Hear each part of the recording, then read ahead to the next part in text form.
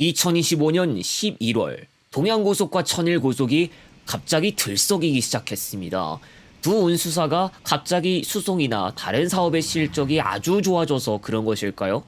아닙니다. 서울 고속버스터미널이 고층 건물로 재개발될 가능성이 열리기 시작했다는 보도가 나오자 두 운수사에 대한 기대감이 급증한 겁니다. 이 여파는 코스피 시장에서 바로 드러났습니다. 동양고속과 천일고속, 이들은 코버스, 고속버스 운송사업 조합에 소속된 운수사입니다. 동양고속은 주사무소를 서울특별시에 두고 있고 본점이자 정비공장은 경기도 안양시, 천일고속의 본사는 부산광역시에 소재하고 있습니다. 동양고속은 단거리의 경우 평택, 세종시, 천안이나 아산, 대전광역시 등 중장거리의 경우 전주, 동해, 삼척에도 진출했지만 주로 영남 지역으로 가는 노선들이 많은 편입니다. 천일고속의 경우 광주광역시와 충북, 강원권을 제외한 지역에 진출해 있습니다.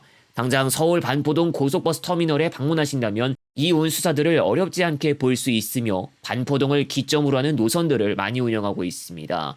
동양고속은 금호고속에 이어 고속버스 단일 규모 2위를 차지하고 있고 천일고속은 소비자가 가장 추천하는 브랜드에서 고속버스 부문 1위에 9년 연속으로 선정되기도 했습니다. 그러나 이번 시간은 업계 규모나 순위 등을 따지는 시간이 아닙니다. 서울 고속버스 터미널, 동양고속과 천일고속이 기점으로서도 많이 이용하고 있는 터미널이기도 합니다. 현재 서울 고속버스 터미널의 최대 주주는 신세계 센트럴시티로 지분 70%를 보유하고 있으며 일전에 재개발 가시화 소식은 바로 서울시가 고속버스 터미널 복합 개발과 관련해 신세계 센트럴시티와 사전 협상에 착수한 것입니다. 그렇다면 신세계 그룹에 대한 기대감이 쏠릴 것이 아무래도 당연해 보이겠지만 신세계 센트럴시티는 말 그대로 최대 주주일 뿐 다른 단체에서도 서울 고속버스 터미널 지분을 가지고 있다는 겁니다. 천일고속과 동양고속도 이 터미널의 지분을 가지고 있는데 각각 16.67%, 0.17%를 보유하고 있으며 이미 보유한 것만으로도 운수사에 대한 기대감이 몰린 것으로 볼 수 있는 겁니다. 실제로 두 운수사는 코스피 시장에 진출해 있는데 11월 19일 전후로 서울 고속버스 터미널 재개발 소식이 전해지기 전까지는 대체로 다음과 같은 수치를 기록하고 있었습니다. 주가 상황은 계속해서 지켜볼 필요도 있어 보인다는 점 말씀드립니다. 동양고속은 1만대에도 근접하지 못했던 시절이 있었죠. 19일 재개발 소식 발표 이후 천일고속의 주가는 급등하기 시작했습니다.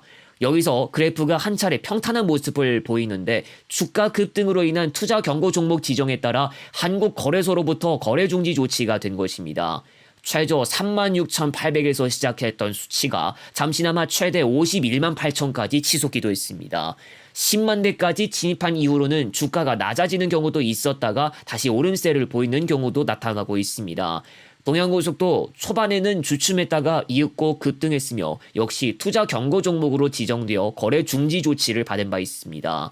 동양고속은 최대 17만 2,800까지 기록했다가 하락세를 보이기 시작하기도 했습니다. 아무튼 낮았던 주가가 급등한 경우가 나타났고 동양고속과 천일고속이 한순간에 주목을 받게 됐지만 우려 또한 공존하고 있습니다. 우려의 목소리를 담은 보도와 함께 살펴보면 천일고속의 주가가 상승한 것은 사실이지만 자세한 내용을 살펴봐야 합니다. 천일고속의 유동주식은 적은 편입니다. 천일고속의 지분 구성을 살펴보면 전체 100% 가운데 회사 대표를 포함한 특별관계자 3인이 총 지분 85.74%를 보유하고 있고 시장에 돌아다니는 유동주식 비중은 14% 수준에 그칩니다. 2020년부터 2024년까지 줄곧 적자가 지속됐으며 올해에도 9월까지 기준으로 적자 50억대를 기록했습니다. 2022년보다는 적자 폭이 줄었지만 그래도 부족합니다. 올해 9월까지 기준으로 총자산과 총자본, 총부채는 다음과 같이 기록되고 있습니다. 자본은 줄어들고 부채는 늘어난 것이 눈에 띕니다. 운수사의 기초체력 부족과 단기 투기성 매수세만 쌓여 주가 급락을 유의해야 하고 유동주식이 적어 주가가 요동치기 쉽고 팔고 싶을 때 팔기 어렵다는 점이 지적되고 있습니다. 또한 서울 고속버스 터미널 재개발은 이제 막 사전 협상에 돌입했기 때문에 갈 길이 멀다는 것도 생각하지 않을 수 없습니다. 실제로 12월 22일 동양고속과 천일고속의 주가가 급락하는 일이 벌어졌는데 전문가들은 재개발 기대 때문에 주가가 과도하게 반응한 사례라고 지적했습니다. 매매 거래 정지 조치가 풀리고 19일부터 차익 실현 매물이 쏟아지면서 주가가 꺾였던 것으로 풀이되고 있습니다. 동양고속도 그간 성적은 좋지 않았지만 그나마 이곳은 좀 나쁘지 않을 만도 한데 2024년까지 영업적자를 기록했다가 올해 흑자로 전환했으며 당기순이익도 개선됐습니다. 총 부채의 경우 2023년보다 2024년 수치가 더 높은 모습도 보입니다. 총 자본은 그간 줄어왔습니다. 또한 동양고속의 지분 중 47.2%는 최대 주주 측에서 보유하고 있습니다. 한편 동양고속의 지분을 한때 보유한 다른 기업도 있었습니다. 코리아 와이드 동대구 화물이 바로 그곳입니다. 경북고속 부회장이 2012년 당시 코리아 와이드 대화와 진안고속 등 관계사들과 함께 단순 투자 목적으로 동양고속 지분을 5.18% 사들인 것에서 시작해서 이후 주식 배당과 무상증자 등으로 지분을 늘려나갔으며 2020년 10월부터 7.85%의 지분을 보유하되 지분 보유 주체를 동대구 화물로 변경했습니다. 2020년 26,000원대였던 동양고속 주가가 2025년 4월 6,560원까지 하락하면서 동대구 화물이 물린 상황이라고 평가됐습니다. 11월 26일에서 28일까지 장내 매도하고 약 39억 원을 회수했는데 이때 20억 8천만 원가량을 손실봤다고 전해집니다. 이 시기 전후로 서울고속버스터미널 재개발 가시화 소식이 전해지면서 동양고속 주가는 상승세를 보이기 시작했고 서둘러 지분을 정리했기 때문에 실패했다는 분석이 나왔습니다.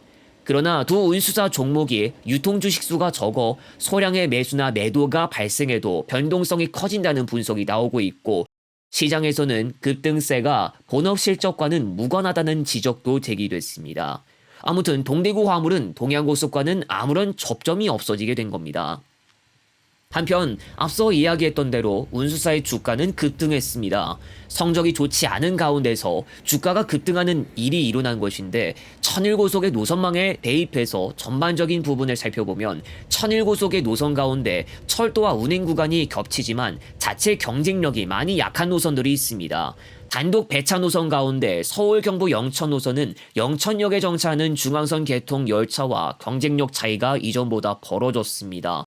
KTX 이음이 이전에 영천역에도 진출하면서 소요시간 경쟁력은 뒤처지기 시작했고 편수마저도 KTX와 똑같아졌거나 ITX 마운까지 합한 편수에 비해 부족해졌습니다. 서울 경부 경주 노선과 서울 경부 울산 노선은 이미 KTX와 SRT에 비해 밀리기 시작한 지 한참 지났고 서울 호남 순천이나 여수 노선도 전라선 개통 고속열차가 생긴 이후로 경쟁력 관계가 변화됐고 장기적으로 전라선의 개량과 함께 고속열차의 증속과 총 소요시간 단축까지 생각하면 미래가 밝지 않습니다. 성남 부산 노포 노선도 이미 SRT와의 경쟁에서 뒤처지고 있고 인천 부산 노포 노선 또한 인천발 KTX와 구간이 겹칠 예정입니다. 서울 경부 울산 노선을 포함해 다른 운수사와 공동 배차하고 있는 노선들 가운데 천일고속의 배차가 압도적으로 많은 수준은 아닌 노선들이 보이고 있습니다. 물론 철도와 직접적으로 겹치지 않거나 미래에도 그렇지 않을 수 있는 노선도 운행하고 있다고 하지만 동양고속과 비교하면 좀 이야기가 다릅니다. 그것도 운행 대수가 많이 설정돼 있거나 횟수를 많이 편성한다면 말입니다. 동양고속 또한 철도와의 경쟁력에서 밀리는 노선들이 더 등장하겠지만 당장 단독 배차 기준으로 놓고 보면 서울 경부 천안과 같은 헤드라인급 노선이나 서울 경부 아산 온양 개통, 서울 경부 평택 노선도 운행하고 있고 중장거리까지 확대해서 그 가운데서 공동 배차를 해도 동양고속의 배차량이 많은 경우를 어렵지 않게 볼 수 있습니다. 서울 호남 전주 노선이나 동서울 전주 노선도 역시 동양고속의 분량이 많으며 이쪽 구간의 경우 고속열차의 배차가 부족해서 시간대적으로 오히려 자주 운행하는 고속버스가 유리한 조건을 가지고 있습니다. 해외여행이나 출장 등 국제선 항공편을 이용하는 수요가 꾸준하게 이어지는 점을 감안할 수 있는 인천국제공항 착발 노선이 있는지 여부도 서로 다릅니다.